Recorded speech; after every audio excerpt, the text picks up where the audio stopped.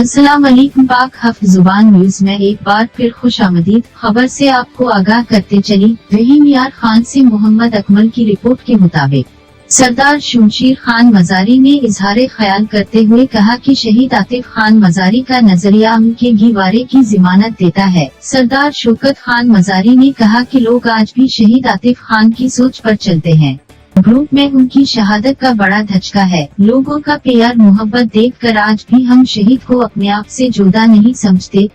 तफसील के मुताबिक नवाही इलाका एहसानपुर में सरदार शमशीर खान मजारी, सरदार मोहम्मद अजमल खान मजारी, सरदार रिहान आतिफ खान मजारी, सरदार मोहम्मद कामरान खान मजारी की डेरा सैयद माजिद हुसैन शाह और सैयद मीठू शाह पर आमद हुई।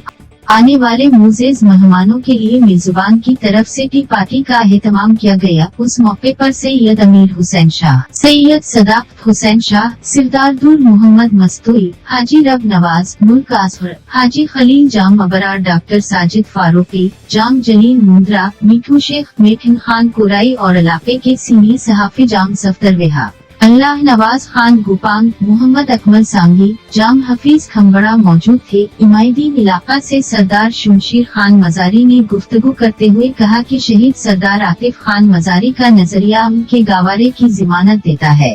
लोगों का प्यार मोहब्बत देखकर हम शहीद को अपने आप से जुदा नहीं समझते। आज छोटे बड़े अफराद पर उनकी शहादत का जिक्र है।